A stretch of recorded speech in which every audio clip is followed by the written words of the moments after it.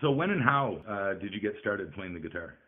I'm kind of not sure exactly when I seriously started, but it was somewhere around the age between 12 and 13. I had a guitar in my house. I come from kind of a musical family. Both my parents are musicians, so we had instruments around. I took piano lessons and stuff, but yeah, I kind of dabbled in guitar, but it wasn't till 12 or 13 when I really started playing, and that was because I had heard for the first time, the famous Ozzy Osbourne, Randy Rhoads tribute live album, and that listening to his playing was what kind of set me over, being like, okay, I actually want to learn how to be able to do that. I'm going to start practicing the guitar. That's kind of different album to be getting into. That was quite a while after it came out. How did you hear about that? I gotta give credit to my parents for that. Both my parents are just huge music files. My dad loves, kind of 70s glam stuff like David Bowie and more of that kind of 70s arena rock stuff like, Bad Company and Boston.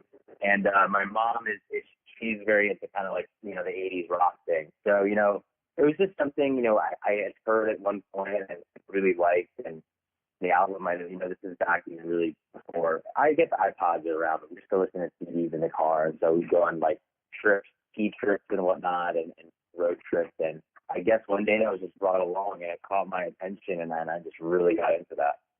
It's not a bad way to start. No, not at all. That's a great guitar album. Oh, I mean, it's one of the best ever. I mean, that whole tragedy with him dying so young, it's amazing to think that he actually died that young, because his output and what he was able to do for guitar is in such a short period of time is really amazing. It really is. It was only like 3 albums he made, one with Quiet Riot and 2 with Ozzy, and that was it. Exactly, yeah. And I mean, and it's every single solo on every one of those songs on those 2 albums is just like it's like a classic. And unfortunately, a lot of them get kind of lost because some of them, like we obviously have the greats like Mr. Crowley and Crazy Train solos and those things. So a lot of the other ones kind of get like lost in the sea of epicness that are just kind of named staples. But every single riff and solo he does is just unbelievable. Absolutely. So do you remember your first guitar? Yeah, my first guitar was this little like, it was like a Fender Squire, this cherry red. I think it actually might have been like a little mini guitar too. And I had a little a little Fender amp that it came with. It was one of kind of those like bundle deals.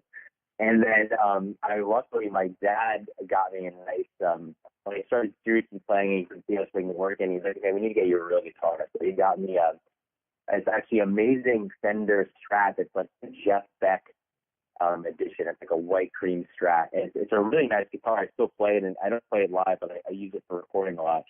My going theory is, though, that he kind of secretly bought that for himself so he could convince my mom to buy one and just saying that was for me. But I ended up actually using it, and yeah, ever since then, I've been playing every day and playing as much as I can. I've got a little bit of a guitar collection now. I got there's some Gibson, some Kramers, but the main guitar I use live these days is a Sir. I love those. They got super popular lately. It's kind of the collapse of Fender and Gibson, but my favorite guitar, my go-to guitars, is my Sir guitar. They're just amazing. Why have I never heard of that?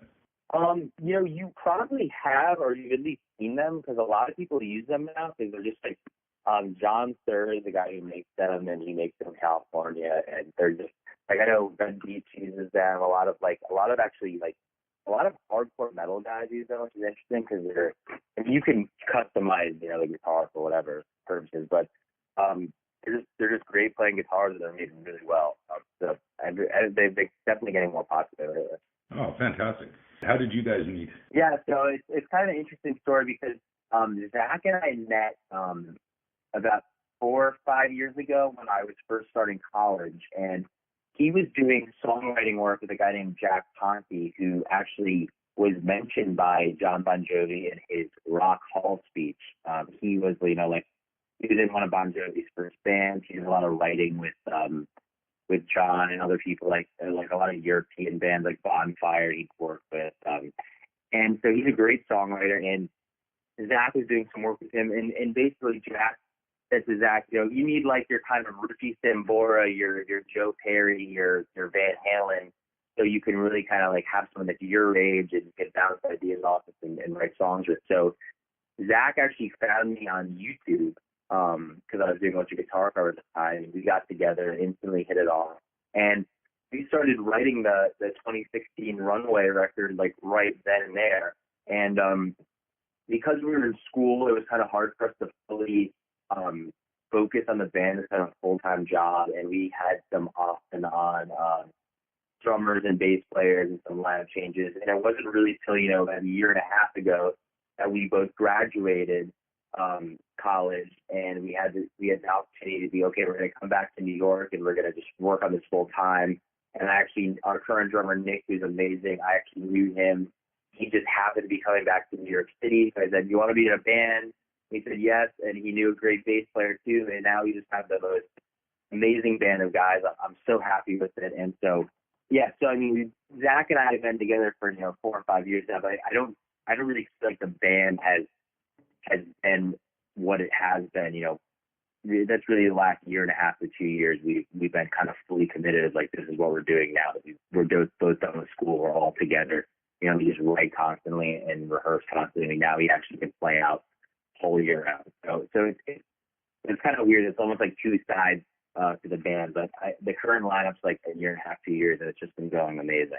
You've done pretty well for yourself. The first time I heard of you guys was a cover of Def Leppard's Women that popped up on my Facebook feeds. And yeah, it's a fantastic cover, and you guys got a lot of positive comments on that. Yeah, no, I mean, that was a really fun cover to do, and they like retweeted it and put it on their Facebook and their Instagram, which was like a huge. I mean, I'm still not over the fact that they did that, but that was just a huge help to us, and they got a lot of their fan base rallying behind us because everyone seemed to really like it. It introduced a lot of people to our music, a lot of new fans. So off the back of that, we've been really kind of developing a community on our Facebook page. It's just a 10th Band Facebook page. If anyone wants to find it, facebook.com/10th Band. But they were really developing like a little community on it, and we've been putting out new covers too. So definitely come by the page and like it and check out what we got on there. Does that worry you a little bit that you're getting known for covers when you're about to release or just have released a new album of originals? That's an interesting question. It doesn't worry me because I know that our original material is so strong, and that people once they I feel like the covers are fun for us to do, and they're kind of a vehicle that we use to draw people to our own original music. And so far, people have been, coming to our page and being like, wow, your record's amazing. I'm so glad I was able to find it. And, we really want more music. And we've been doing a lot of, Facebook live streams on our page of us playing original tunes. And we're going to be releasing a bunch of new music soon. So it would worry me if people were saying, I love your covers, but your original music really sucks. since it seems that, it's really helping us draw fans to our page and people thanking us for, being like, well, I'm so glad you did that because now I found you guys. You're one of my new favorite bands. Doesn't worry me at all. It's been really great. And I find it fun to do those covers too. So it's kind of been a win-win all around. I guess that's the new way of doing things. I mean, I'm old school, grew up in the 80s and stuff, but the new way is to try and drive people to the social media to get curious. That's the best way to do it now. It seems like that is for most bands. It's definitely working for us. But it's kind of that's like the B, but the A is the A seems to be different for everyone. It's like, okay, how do you get from A to B? Like, you have a Facebook page, you have a couple thousand likes. How do you get that to the next level?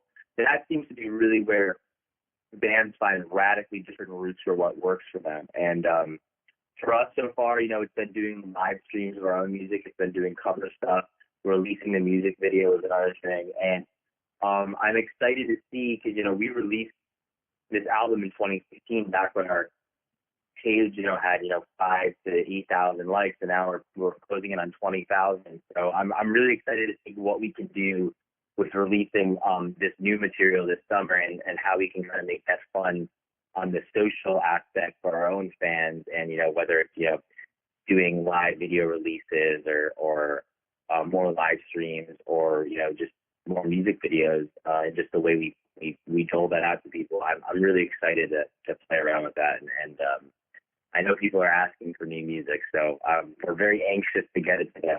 We're trying our quickest to get it out there. So when is that going to come out? Definitely, we're going to have new music this summer into the fall. The only thing we have a bunch of new songs. A lot of them are already done. It's just kind of a question of logistics on how we want to release it, what we think the best way to release it is. So everyone should just stay tuned. Like I said, the Facebook page is /TEMPTBand, and we got TEMPTBand. We made it simple. Everything's TEMPTBand: Instagram, Twitter, Facebook. So if you go and like the page, we're gonna stay tuned. We've already played a few of the new songs live, and have done some live stream videos of the new songs. So we're getting people kind of familiar with it, and we're really excited to release like studio versions of those tracks. And you've got the new video out for, sorry, I'm forgetting the name, Under My Skin? Yeah. Yeah. See, that's the kind of thing that's going to get you going, because that's just a fun, happy video with a great vibe to it.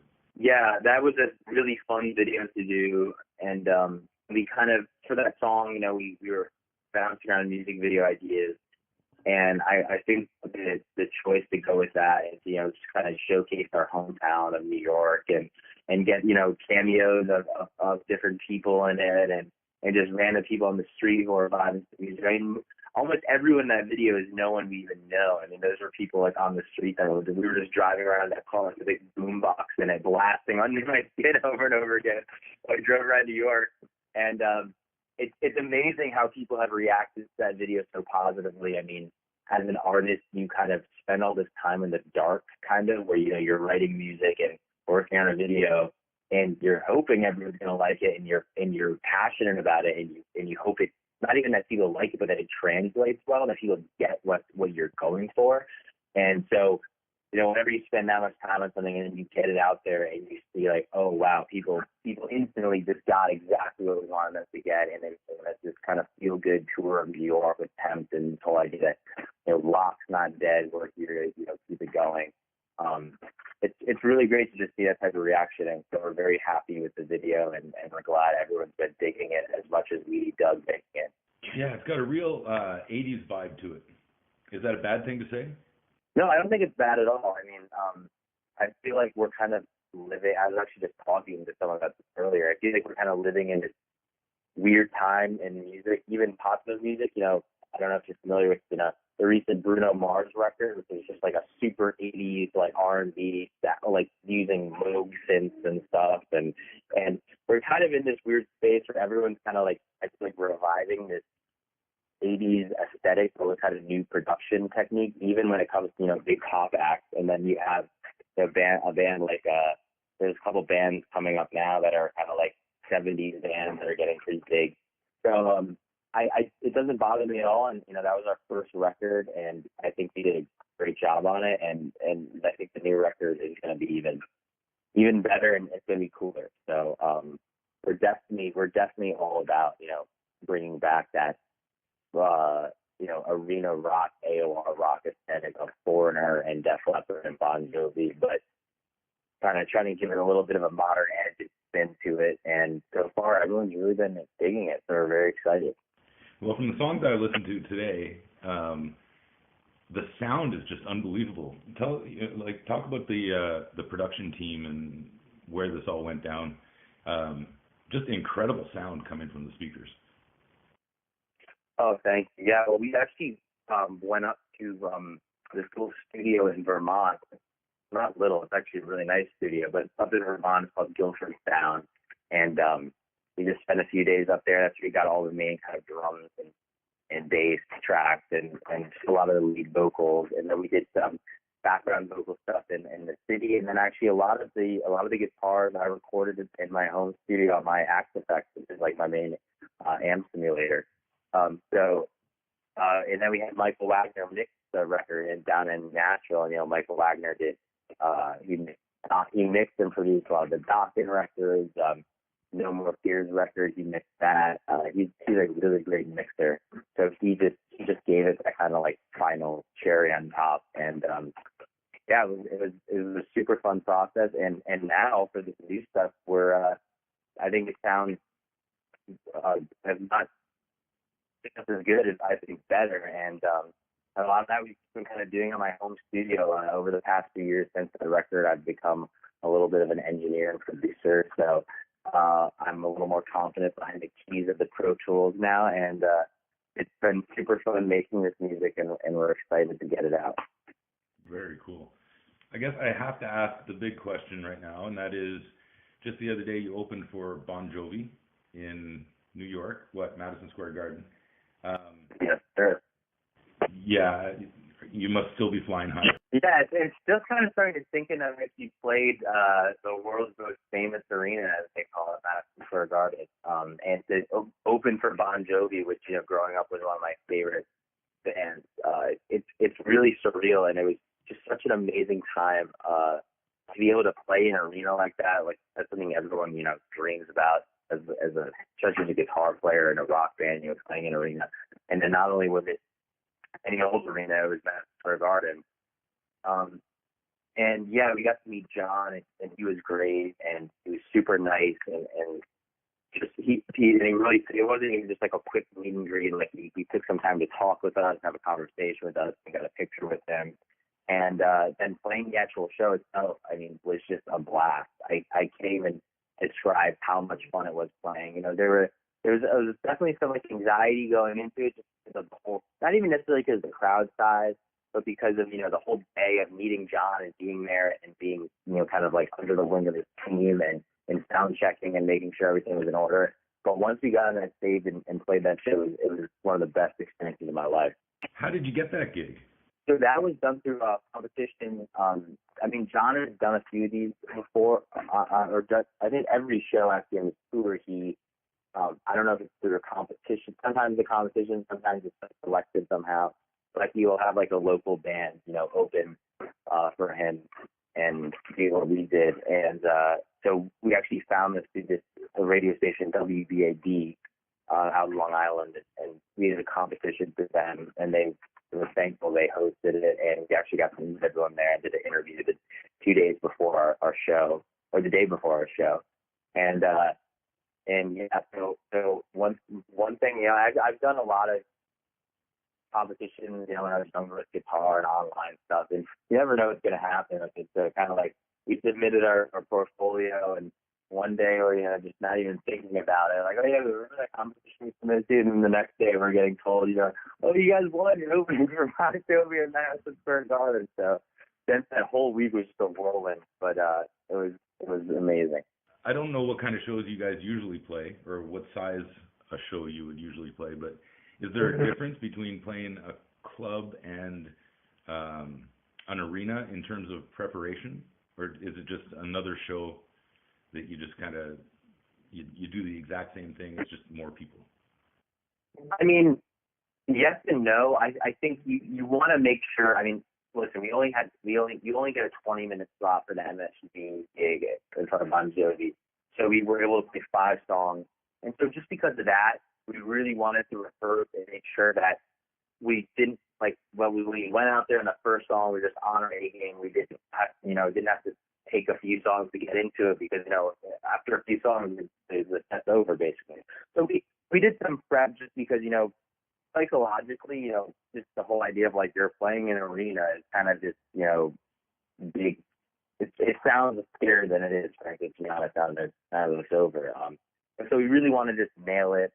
But at the end of the day, once we're up on there on that stage, it's really similar to just playing a gig at a club. If anything, the club can sometimes be more intimidating, because you're actually a foot away from the people that are listening to you, to see their faces and their reaction. So it can almost, I feel be a little harder to perform in the club environment. But yeah, once you're up there, I think everything, all the rehearsing and stuff we do for our shows just kicks into place, and we just wanted to have as good a time as possible and make sure we stay in that moment for as long as we could. But it definitely went by really fast. So what surprised you the most about playing in an arena? I've heard that when you're on the stage, you can't really see more than about 5 rows in front of you. Is that true? Yeah, there's a lot of it's kind of like looking into a sea of darkness. I think the thing that surprised me the most about playing in an arena was how not big of a deal it was from the standpoint of like just just go out there and you do your show and you make sure you just make sure you don't get too introverted or I mean and we're not like this at all. We really love to perform for people and put on a great show.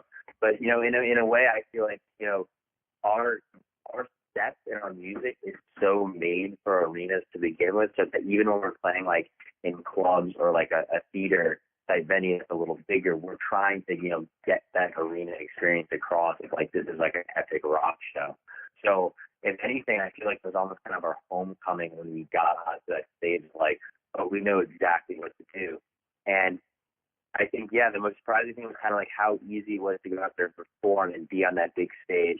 And for me, it was almost like, wow, this is something that a lot of people would be, that aren't musicians would be terrified of doing, to be out on that stage like that. And we kind of just felt right at home. So if anything, it was almost like a reassurance of like the kind of path we're on and what we want to do with our music. So what's in the near future? Like I said, I think just getting this music out, getting a roadmap down to that, and releasing all this stuff, because we really want to get it out to people. It's just kind of figuring logistics. And then we just got signed, a month ago with TKO agency, which is a booking agent. So we're going to be. There's nothing like solid yet, but we're definitely going to be doing some type of touring, whether it's a huge North American tour or just in our area.